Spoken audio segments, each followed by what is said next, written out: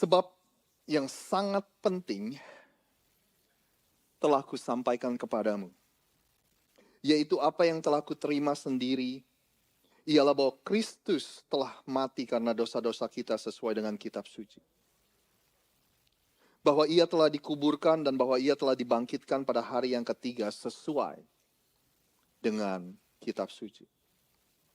Bahwa ia, Yesus, telah menampakkan diri kepada Kefas, kepada Petrus, dan kemudian kepada ke-12 muridnya. Sesudah itu ia menampakkan diri kepada lebih dari 500 saudara, 500 orang sekaligus. Kebanyakan dari mereka masih hidup. Dan sampai sekarang, kebanyakan dari mereka masih hidup sampai sekarang, tetapi beberapa di antaranya telah meninggal. Selanjutnya ia, Yesus, menampakkan diri kepada Yakobus, kemudian kepada semua rasul.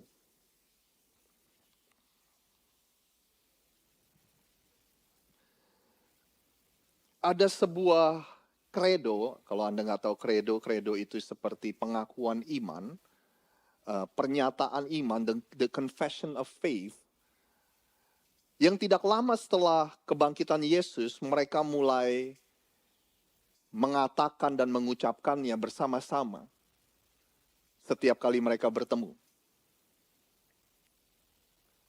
Dan dalam kurun waktu 2-3 tahun, pengakuan iman ini atau kredo ini sudah mulai diucapkan oleh begitu banyak orang. Bahkan seseorang yang bernama Bart Ehrman, yang adalah New Testament scholar, ahli yang mempelajari kitab perjanjian baru, dia mengkonfirmasi kebenaran itu. Bahwa dalam kurun waktu 2-3 tahun setelah kebangkitan Yesus, sudah mulai tersebar pengakuan iman itu. Setiap kali mereka bertemu, mereka melakukan pernyataan bahwa Yesus ditangkap, Yesus dibunuh, lalu dia dikubur, dan pada hari yang ketiga dia bangkit dari kematian. Bahkan waktu dia bangkit dari kematian secara fisik, bukan secara roh, bukan dalam mimpi-mimpi, saudara, tapi secara fisik, ada 500 saksi mata yang melihat itu. Itulah isi dari pernyataan iman mereka. Nah, sekali lagi, Bart Ehrman mengakui bahwa dalam kurun waktu 2-3 tahun, kredo ini mulai diucapkan. Dan sudah diucapkan dan tersebar di antara orang-orang percaya. Oh, by the way, saya lupa bilang sama Anda. Bart Ehrman ini adalah seorang ateis. Dia ahli mempelajari kitab perjanjian baru, tapi dia bukanlah orang yang percaya Tuhan. Dia sendiri mengakui kebenaran itu. Dan dalam kurun waktu 20-30 tahun, pernyataan yang diucapkan bersama-sama mulai ditulis oleh Rasul Paulus. Dan kita bisa menemukan kredo itu di 1 Korintus 15 tadi. Kenapa informasi ini begitu penting? Saya berulang-ulang katakan 2-3 tahun, dalam kurun waktu 20-30 tahun, semua ini dicatat, saudara.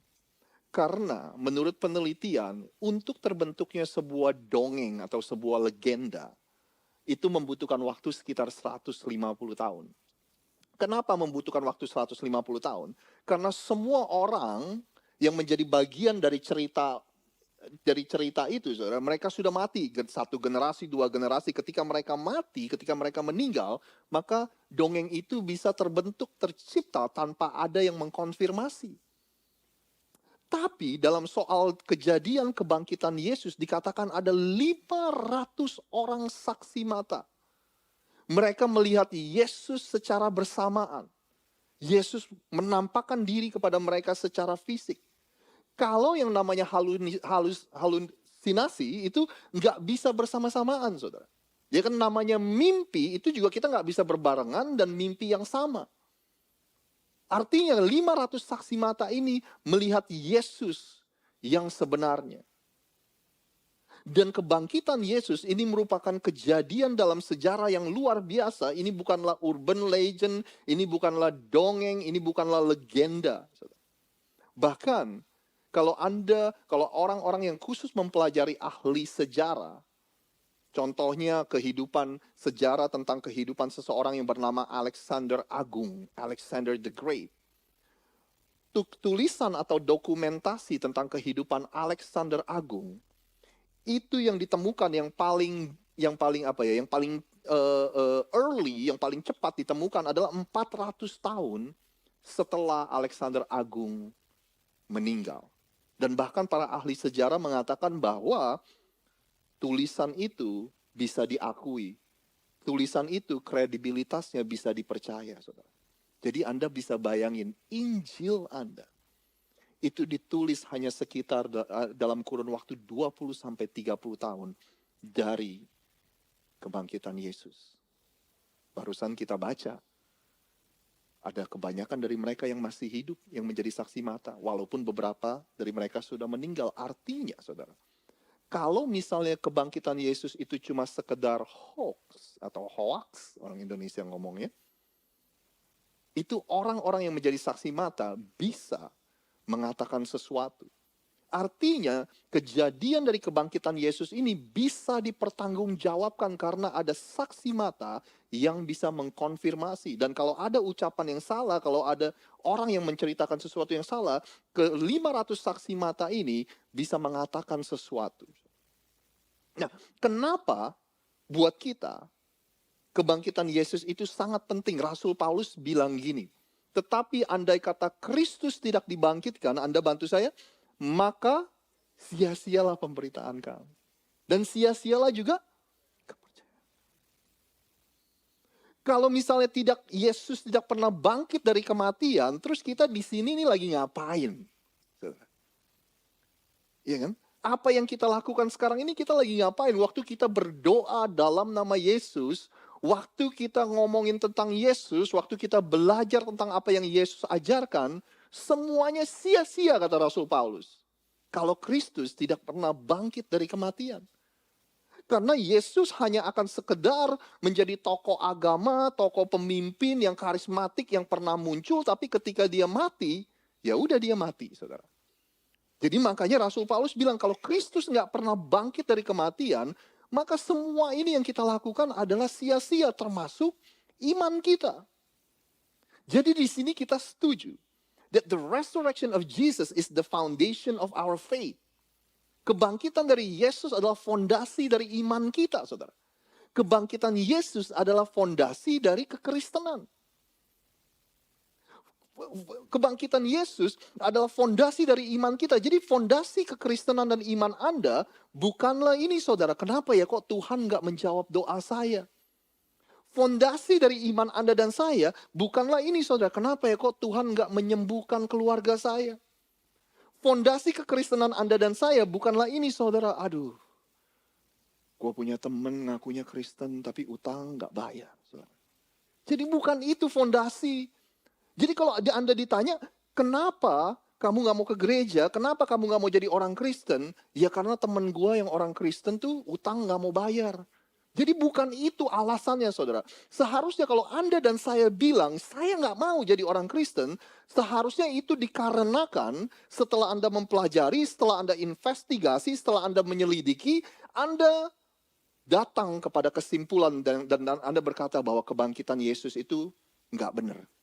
Kebangkitan Yesus itu hoax, katanya. Disitulah Anda bisa bilang bahwa saya nggak mau jadi orang Kristen. Jadi kita nggak bisa bilang, saya nggak mau jadi orang Kristen karena hidup teman saya yang jadi orang Kristen itu nggak jadi berkat buat orang lain, saudara. Karena saya bukan berasal dari keluarga Kristen, karena saya dibesarin dengan kepercayaan yang lain. Itu nggak cukup kuat alasan. Anda masih bersama dengan saya? Sekali lagi, kalau Anda memutuskan tidak mau jadi orang Kristen, itu dikarenakan Anda telah mempelajari bahwa kebangkitan Kristus itu tidak ada. Nah, tapi kalau Yesus bangkit dari kematian, apa artinya buat Anda dan saya? Hari ini saya cuma punya satu poin, saudara. Kalau Yesus bangkit dari kematian, artinya dia membuktikan siapa dirinya. Kebangkitan Yesus begitu penting karena dia membuktikan bahwa dia itu seperti apa yang dia katakan. Dia itu sesuai dengan apa yang dia klaim. Saudara. Sekali lagi saya ulang. Kenapa kebangkitan Yesus itu penting? Karena ini membuktikan bahwa Yesus adalah seperti yang dia klaim atau yang seperti dia akui. Yesus mengaku bahwa dia adalah Tuhan. Yesus berjalan kemana-mana mengampuni orang yang berdosa. Dan kebangkitannya mengkonfirmasi itu. Kolose 2 ayat 9, saya menggunakan terjemahan sederhana Indonesia, dikatakan ingatlah bahwa Yesus sendiri adalah Allah sepenuhnya. Ketika dia hidup di dunia ini dengan tubuh manusia biasa, Allah semuanya, Allah sepenuhnya ada di dalam Yesus. Bahasa Inggrisnya, all the fullness of God is in Jesus, in human body in Jesus. Jadi kalau Yesus bangkit dari kematian itu membuktikan apa yang dia klaim itu adalah kebenaran. Saudara, dalam sepanjang sejarah ada begitu banyak orang yang mengklaim mereka adalah Tuhan. Ada begitu banyak kelompok-kelompok bahkan sampai hari ini. Kelompok-kelompok cult atau kultus atau ajaran sesat yang mengaku bahwa mereka adalah Tuhan, saudara. Ya kan? Termasuk nama-nama besar sepanjang sejarah seperti Kaisar Roma, Raja Firaun dari Mesir. Mereka mengklaim dan mereka mencoba menjadi Tuhan. Tapi mereka ketika mereka mati, they stay dead. Mereka tetap mati, saudara. Dan para kelompok-kelompok cult atau kultus itu ketika pemimpinnya mati, biasanya pergerakannya berakhir. Setiap orang pasti bisa mengklaim dirinya ini dan itu. Tapi untuk membuktikan klaim mereka itu adalah hal yang lain. Anda setuju, saudara? Kita semua bisa mengklaim ini dan itu. Tapi untuk membuktikan apa yang kita klaim itu adalah hal yang lain. Saya mendengar cerita tentang seorang influencer. Anda pernah dengar nama Raffi Ahmad, saudara? Seorang influencer yang mempunyai 75 juta followers di Instagram. Saya kasih bandingannya untuk Anda. Barack Obama, Presiden Obama mempunyai 36 juta. Donald Trump mempunyai 24 juta followers. Raffi Ahmad mempunyai 75 juta followers. Saya mendengar cerita mereka lagi liburan, dia dan keluarganya. Kalau nggak salah dia pergi ke Belanda. Waktu dia check-in di hotel, dia lihat ada beberapa hal yang nggak beres. Akhirnya dia komplain ke manajernya. Waktu dia komplain ke manajernya, awalnya komplainnya nggak gitu ditanggepin, saudara. Terus dia sedikit kesel, akhirnya dia iseng-iseng, dia bilang, kamu tahu gak saya siapa? Terus dikasih lihat Instagramnya, saudara. 75 juta followers. Begitu pihak manajemen hotel tahu bahwa ini orang ya, punya 75 juta followers, langsung di-upgrade kamarnya, saudara.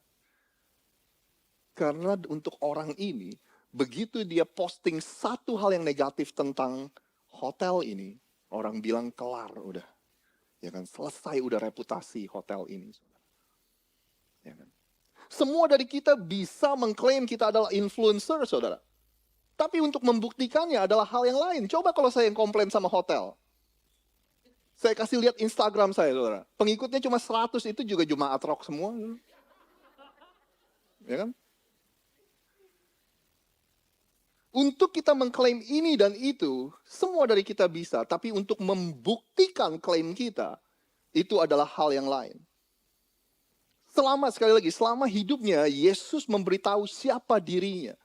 Selama hidupnya, Yesus mengklaim bahwa dia adalah jalan kebenaran dan hidup. He is the way, the truth, and the life. Dia berjalan dan dia menyembuhkan orang, dia mengampuni dosa, dan dia bahkan berkata, aku dan Bapa adalah satu. Yesus juga memberitahu kepada orang-orang bahwa dia akan ditangkap, dia akan disalib, dia akan mati, pada hari yang ketiga dia akan bangkit. Semua orang bisa mengklaim ini dan itu. Tapi untuk benar-benar membuktikannya, itu adalah hal yang lain. And Jesus pull it off. Yesus membuktikan semua ucapannya. Roma 14 ayat 9, sebab untuk itulah Kristus telah mati dan hidup kembali, supaya ia menjadi Tuhan, baik atas orang-orang mati maupun atas orang-orang hidup, saudara. Artinya, Tuhan Yesus yang punya wewenang, dia yang punya kuasa, dia yang in charge atas hidup dan mati. Dia yang in charge atas siapa yang boleh hidup dan siapa yang boleh mati, saudara. Oleh sebab itu saya ingin mengajak Anda merenungkan hari ini. Kalau Yesus benar-benar sesuai dengan apa yang dia klaim, kalau dia benar-benar Tuhan dan Juru Selamat, kalau apa yang dia katakan tentang kematian dan kebangkitan itu terjadi persis seperti yang dia ucapkan, kalau semua pengakuan Yesus tentang dirinya adalah benar, pertanyaannya, saudara, apalagi yang dia katakan yang adalah kebenaran?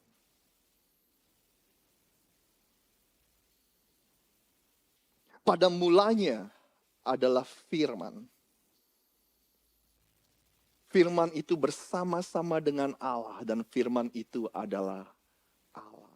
Dan firman itu menjadi manusia, dan itulah Yesus. Kalau apa yang Yesus ucapkan tentang dirinya itu terbukti, jangan-jangan, saudara, apa yang dia katakan tentang kehidupan ini juga merupakan kebenaran. Jangan-jangan ketika dia mengajarkan kita untuk bagaimana kita seharusnya menjalani kehidupan ini, itu juga kebenaran. Jangan-jangan apa yang Yesus katakan tentang pernikahan, tentang keluarga, tentang relationship, itu juga kebenaran. Jangan-jangan apa yang Yesus ajarkan tentang keuangan, saudara, tentang kehidupan seks kita, itu juga kebenaran. Pernah gak kita berpikir bahwa perkataan Allah atau firman Allah itu bisa dipercaya, saudara? Pernah gak kita berpikir kalau kita bisa percaya bahwa rencana Tuhan dalam hidup kita itu baik? Bisa gak? Pernah gak kita berpikir dia mau kita mengikuti apa yang dia lakukan? Bukan karena Tuhan itu hobinya ngelarang-ngelarang kita. Kamu gak boleh ini, kamu gak boleh itu. Bukan, saudara. Tapi karena dia mau supaya Anda dan saya mengalami kehidupan yang dia sudah persiapkan untuk kita. Yesus bilang, aku datang supaya engkau memperoleh hidup dan hidup dalam kelimpahan. I come to give you life and life to the full, abundant life. God has a great intention. Tuhan mempunyai maksud yang baik dengan mengajarkan kepada kita cara-cara hidup, norma-norma hidup, supaya Anda dan saya bisa mengalami hidup yang berkelimpahan. The fullness of life. 2 Timotius 1 ayat 10 dikatakan, dan sekarang anugerah itu telah dinyatakan melalui kedatangan juru selamat kita, yaitu siapa? Yesus Kristus. Ia mengalahkan kematian, dan melalui kabar baik ia menunjukkan kepada kita jalan menuju hidup yang tiada akhirnya. Kematian tidak bisa mengalahkan Yesus. Dan melalui kabar baik kebangkitan Yesus, dia menunjukkan kepada kita jalan kehidupan. Yesus nggak cuma nunjukin kita jalan menuju surga, saudara. Selama Yesus ada di muka bumi ini, dia bukan cuma ngomongin surga. He's not only talking about the afterlife. No, saudara. Tapi dia juga ingin menunjukkan kepada kita apa itu hidup ketika kita ada di dunia ini. Anda masih bersama dengan saya, saudara? Yesuslah pengharapan kita. Baik nanti setelah kita sudah nggak ada di muka bumi ini, dan juga ketika kita ada di muka bumi sekarang, Yesus adalah satu-satunya pengharapan kita. Bukan hanya soal nanti kalau kita udah mati, tapi pengharapan kita ketika kita masih hidup di muka bumi ini, pengharapan kita di dalam Dia secure, saudara. Aman, dan itu nggak bisa diambil dari kita. Kalau kita taruh pengharapan kita di dalam Yesus, itu nggak akan pernah bisa diambil. Ada yang bilang gini, dalam kehidupan ini, setiap dari kita pasti ada di salah satu fase kehidupan ini. Kalau enggak kita lagi mau masuk ke dalam badai kehidupan, atau enggak kita lagi ada di tengah-tengah badai kehidupan, atau enggak kita baru keluar dari badai kehidupan. Dikatakan kita ada di salah satu dari fase ini setiap saat. Kalau enggak kita baru mau masuk, kalau enggak kita ada di tengah-tengah badai, kalau enggak kita baru mau keluar dari badai. Ada yang bilang gini saudara, bahwa badai kehidupan itu, the storm of life, is inevitable, impartial, variable, and unpredictable. Artinya, badai kehidupan itu inevitable, nggak bisa dihindari. Semua orang akan mengalaminya, saudara. Nggak bisa dihindari. Impartial artinya nggak pilih kasih. Siapapun, ras apapun, etnis apapun, kita semua akan menghadapi dan mengalami yang namanya badai kehidupan. Badai kehidupan itu variable, bentuknya berbeda-beda. Sakit penyakit, kehilangan pekerjaan, kematian, tragedi, kanker, bangkrut, saudara. Lalu unpredictable, nggak bisa ditebak, bisa datang kapan aja. Itulah badai kehidupan. Pertanyaannya untuk Anda dan saya pada siang hari ini, Anda dan saya, kita taruh pengharapan kita di mana? Atau kepada siapa, saudara? 2-3 tahun lalu, COVID membuktikan bahwa segala sesuatu yang bisa diguncangkan akan diguncangkan di dunia ini. Tapi pengharapan Anda dan saya di dalam Yesus itu aman, saudara. Dan gak bisa diambil dari Anda dan saya. Mau tahu kenapa? Karena sudah selesai. Sudah terjadi dan sudah selesai. Yesus sendiri yang katakan, it is finished. Gak akan bisa diambil dari Anda dan saya. Aku mengatakan semua hal ini kepadamu, supaya kamu bisa beroleh damai di dalam aku. Di dunia ini kamu akan mengalami kesusahan. Tetapi kuatkanlah hatimu. Sebab aku, Yesus, sudah mengalahkan dunia. Your hope in Jesus is secure. Pengharapan kita dalam Yesus aman dan gak akan pernah bisa diambil. Saya mau tutup dengan cerita ini, saudara. Beberapa hari yang lalu, saya ngobrol sama teman. Terus waktu ngobrol-ngobrol, terus kita ngomongin tentang kejadian yang terjadi di Baltimore. Anda dengar semua kejadian ya? Di mana ya jembatan itu rubuh. Lalu teman saya, ngomong-ngomong soal Baltimore ya menarik juga, saudara, karena beberapa Anda yang punya anak yang sekolah, yang masih sekolah, Anda tahu bahwa sepanjang minggu ini kan spring break ya, saudara ya. Jadi sebenarnya kita udah lama nih buat perencanaan. Ella dengan teman saya satu lagi Daniel, kita yang punya anak kecil lah, kita mikir yuk kita pergi yuk bareng yuk sehari 2 hari gitu. Awalnya kita udah buat perencanaan. Udah sekitar sebulan kita udah booking hotel di Atlantic City, saudara. Sehari sebelum kita berangkat, hotel itu telepon kita. Katanya air panasnya rusak, jadi di cancel reservation kita. Kita mikir kita mau stay di Atlantic City atau mau cari tempat lain, Poconos atau Lancaster. Pokoknya yang anak-anak bisa main lah. Akhirnya di antara semua tempat itu kita memutuskan kita pergi ke Baltimore, saudara.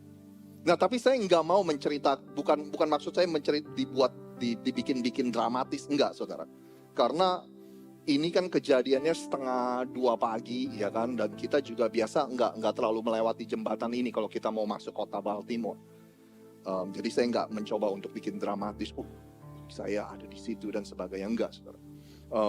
Selasa pagi kita bangun pagi, kita lihat berita bahwa jembatan itu rubuh, dan menurut kita cukup menarik karena kita cuma tinggal sekitar 18 menit dari jembatan itu.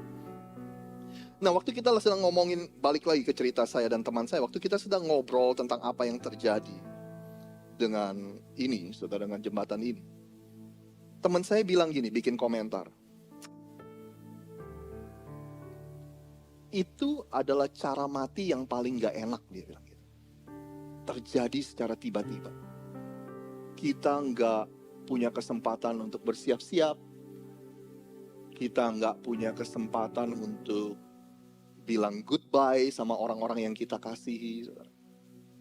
Dan waktu dia ngomong seperti itu, kenapa alasan saya bilang ini cukup menarik? Karena beberapa minggu yang lalu, salah satu teman baik saya dan salah satu teman baik beberapa dari kita, saudara, itu juga baru dipanggil Tuhan. Dan secara mendadak, secara tiba-tiba.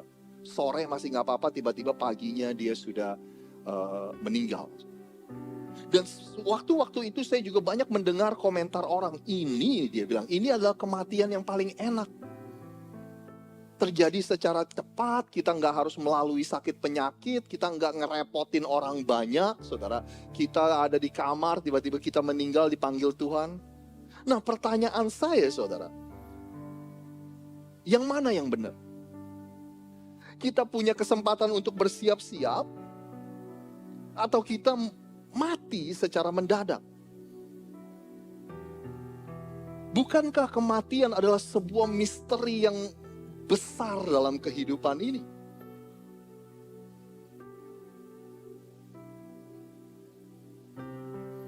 Bukankah kematian adalah sesuatu yang kita semua harus hadapi?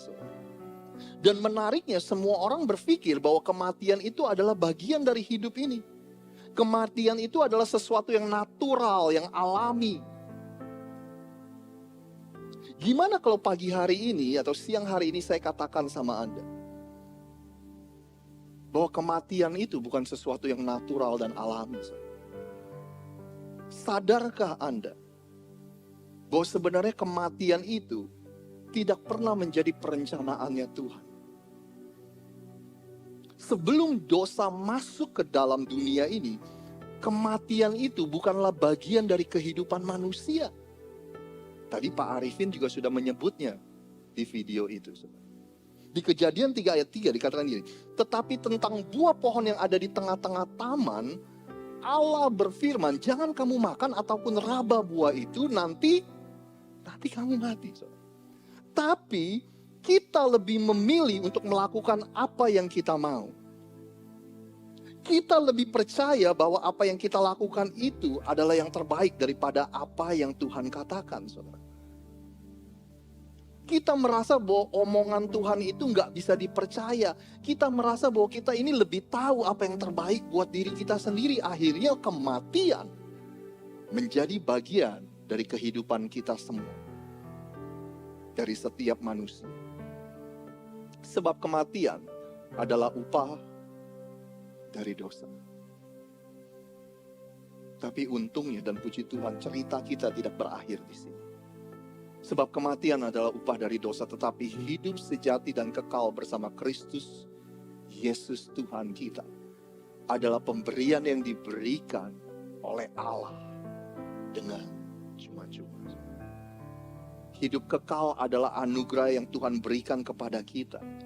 Kita dapatnya secara cuma-cuma, tapi Tuhan membayarnya dengan harga yang mahal.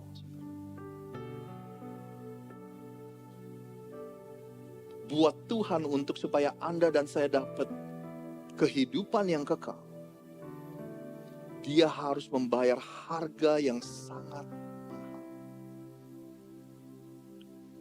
Pertanyaannya untuk Anda dan saya, atau mungkin beberapa dari kita,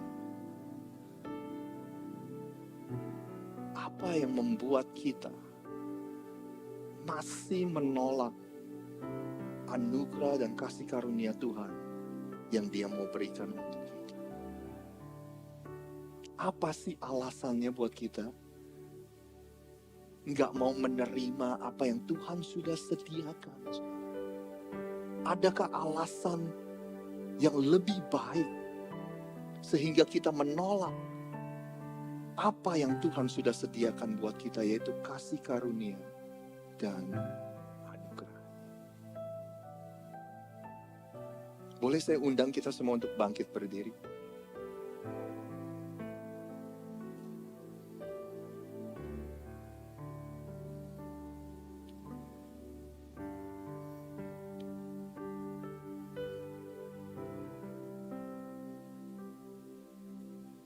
Boleh saya ajak Anda untuk mungkin merenungkan, kalau memang membantu Anda dengan memejamkan mata supaya Anda bisa lebih fokus, Anda boleh melakukan. Ngajak Anda untuk merenungkan semua yang kita katakan hari ini. Bahwa ada anugerah Tuhan yang sudah disediakan buat kita. Adakah alasan yang baik buat kita menolak itu? Apa sih yang lebih indah daripada kasih karunia Tuhan buat kita semua?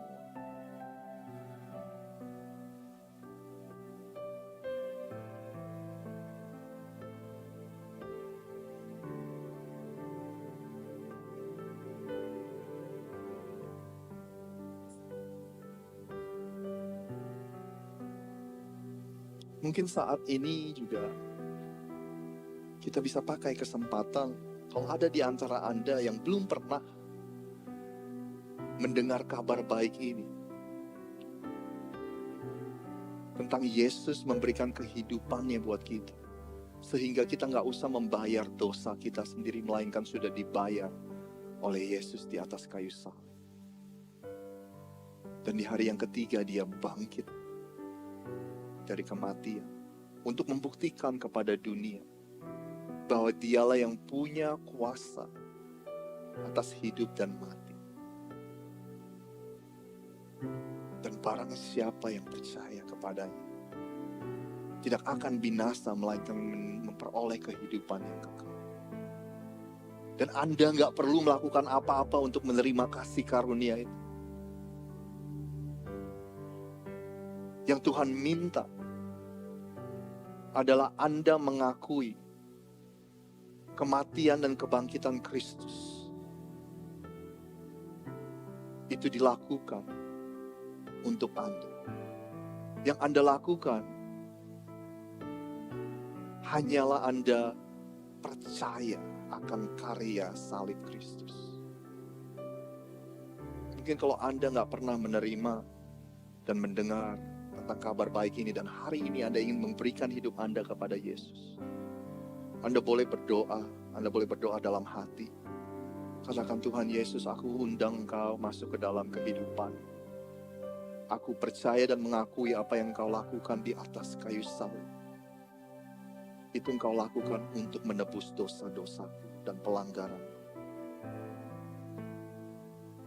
Tuhan Yesus, mulai hari aku mengakui bahwa Engkaulah Tuhan dan Juru Selamat dalam hidupku. Bukan aku lagi yang hidup, melainkan Kristus yang hidup di dalam aku. Mulai hari ini Engkaulah Raja, Engkaulah yang bertahta, Engkaulah yang berkuasa atas kehidupan. Dan mulai hari ini kami percaya bahwa Roh Tuhan itu hidup dan tinggal di dalamku selama-lamanya. Roh Tuhan yang akan membantu, Roh Tuhan yang akan menuntun, Roh Tuhan yang akan membantu kami untuk hidup semakin hari semakin serupa seperti Kristus.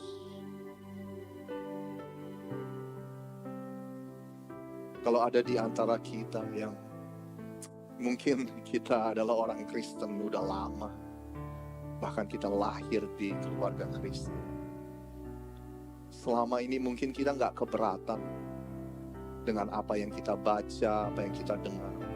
Bahkan selama ini kita percaya dengan apa yang kita dengar tentang Yesus.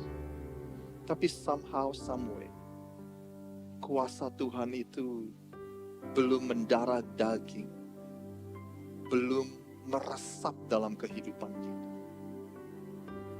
Firman Tuhan itu belum hidup dalam kehidupan kita. Mungkin hari ini kita bisa berdoa bersama-sama. Tuhan, kami rindu untuk melihat kuasa-Mu bekerja dalam kehidupanku sehari-hari. Tuhan, kami rindu untuk mempunyai hubungan yang intim bersama dengan Tuhan. Kami rindu untuk berkomunikasi secara konsisten dengan Tuhan setiap hari. Dan kami rindu supaya Tuhan menyatakan dan memperjelas langkah-langkah dan keputusan yang kami harus ambil setiap hari dalam kehidupan kami. Kami gak mau menjadi orang Kristen hanya sekedar nama saja.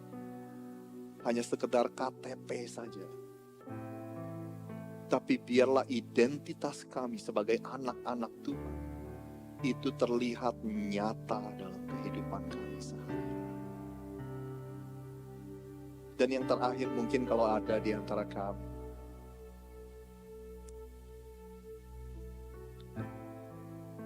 yang membutuhkan kekuatan dari Tuhan, membutuhkan keberanian dari Tuhan untuk meninggalkan kebiasaan-kebiasaan dosa yang kami lakukan. Walaupun ini akan menjadi inconvenient, walaupun ini akan mempersulit kehidupan kita sehari-hari. Tetapi kalau ada hal-hal yang perlu kami tinggalkan, supaya kami bisa mempersembahkan hidup kami sepenuhnya kepada Tuhan, kami berdoa Tuhan berikan kekuatan dan keberanian untuk kami hidup menyenangkan hati Tuhan.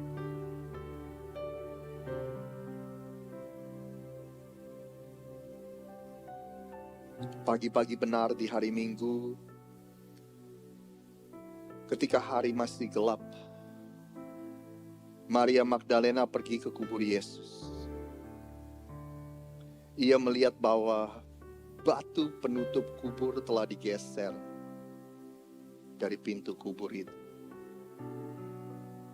Ada penghalang, ada batu yang menutupi kubur itu, tapi batu itu sudah digeser. Batu itu digeser bukan supaya Yesus bisa keluar. Karena Yesus bisa keluar tanpa batu itu digeser sekalipun. Tapi batu itu digeser supaya Anda dan saya bisa datang kepada Dia. Supaya Anda dan saya bisa datang kepada Tuhan. Karena sekarang sudah tidak ada lagi jurang pemisah antara Anda dan Tuhan. Karena sekarang sudah tidak ada lagi penghalang antara Anda dan Tuhan. Semuanya karena apa yang Yesus telah lakukan. Mulai hari ini karena apa yang Yesus sudah lakukan, maka cara kita menjalani hubungan kita dengan Tuhan sudah berbeda dan sudah berubah. Dan karena apa yang Yesus sudah lakukan, Anda hari ini bisa menghampiri tahta kasih karunia Tuhan dengan penuh kepercayaan diri. Dengan penuh keberanian Anda bisa menghampiri tahta kasih karunia Tuhan. Sebab Anda sekarang bukan lagi musuh Tuhan, melainkan Anda adalah anak Tuhan.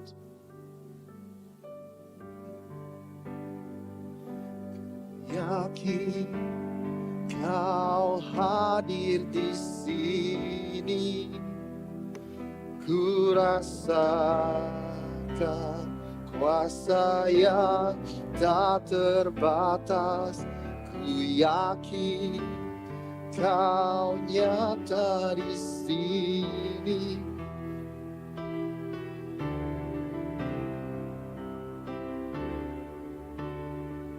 Katakan bersama-sama, ku yakin Kau. Ku rasakan kuasa yang tak terbatas. Ku yakin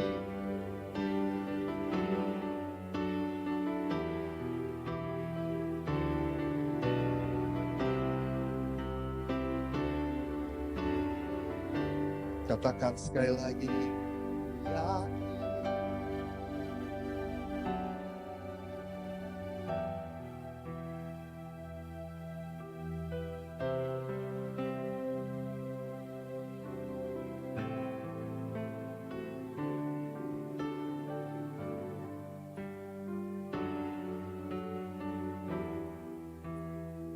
kemenangan terjadi di sini.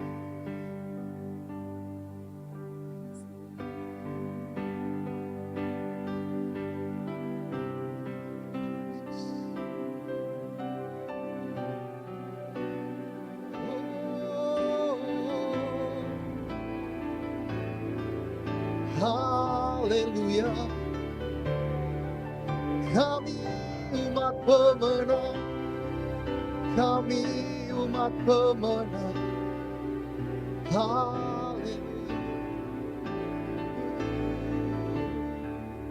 karya terbesar dalam hidup, pengorbananmu yang selamatkanku. Engkaulah harta yang tak ternilai, yang miliki hidupku. Karya terbesar dalam hidupku, pengorbananmu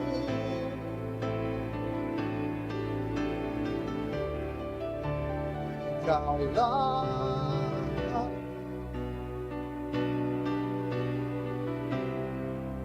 yang ku miliki dan ku hargai. Sekali lagi katakan, karya terbesar dalam hidupku, pengorbananmu yang selamatkanku.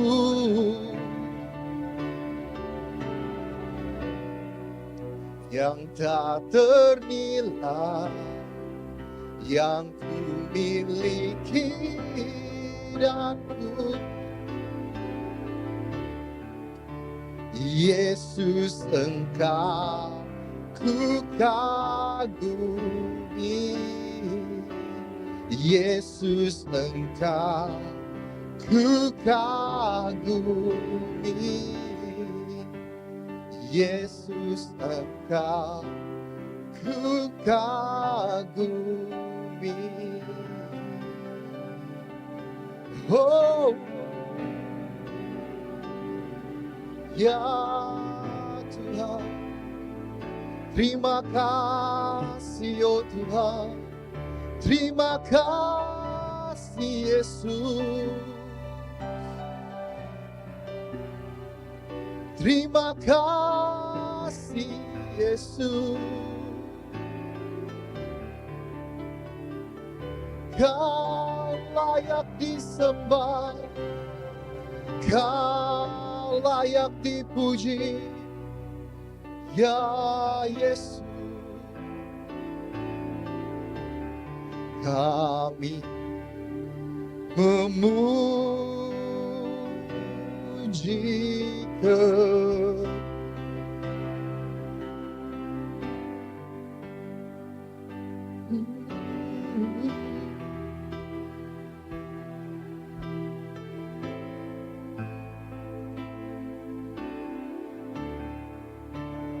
ajaib.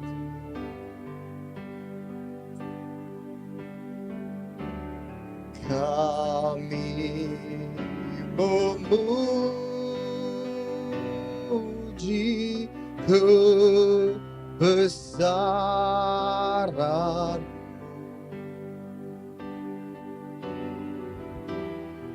ajaib Tuhan.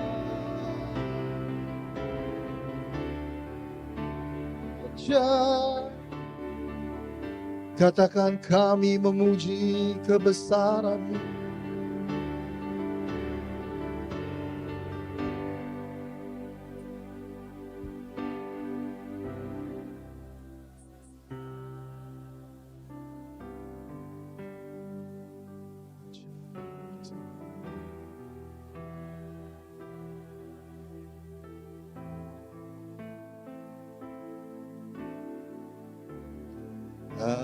Ajaib Tuhan, kami memuji.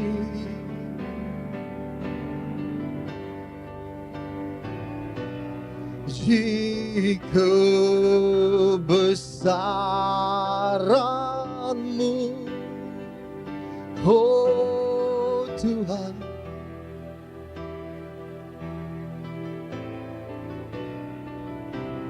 Ajaib Tuhan, ajaib Tuhan, ajaib Yesus.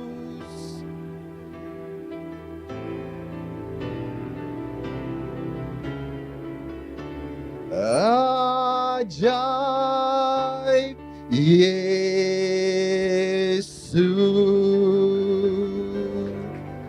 Mari kita beri sorak-sorai yang meriah untuk Tuhan kita. Tuhan kita Yesus Kristus, Tuhan yang hidup.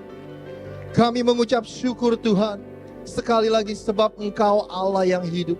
Kami mengucap syukur atas setiap hidup yang pada hari ini telah diserahkan kepada Engkau Tuhan.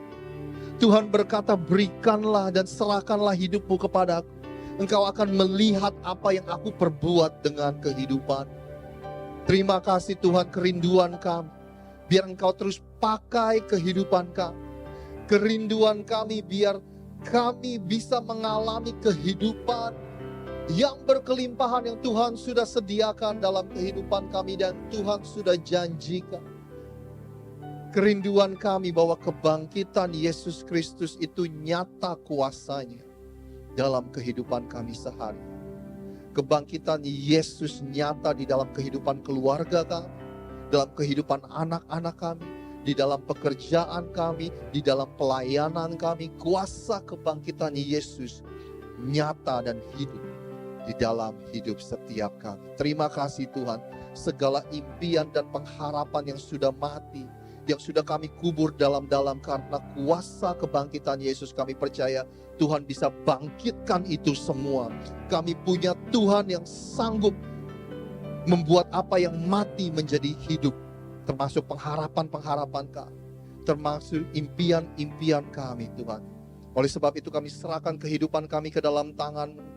Engkau perbuat sesuai dengan kehendak-Mu Tuhan, bukan kehendak kami. Jemaat Tuhan di tempat ini boleh mengangkat tangan Anda, terimalah berkat yang terbaik. Berkat di dalam nama Tuhan Yesus. Segala sesuatu yang baik dan sempurna, yang datangnya dari surga, yang datangnya dari Bapa di surga, akan turun atas kehidupanmu mulai hari ini sampai selama-lamanya. Yang percaya, yang sudah menerima berkat Tuhan bersama-sama katakan amin, amin. Happy Easter sekali lagi. Anda bisa salam samping kiri kanan Anda, katakan selamat Paskah, Tuhan Yesus memberkati.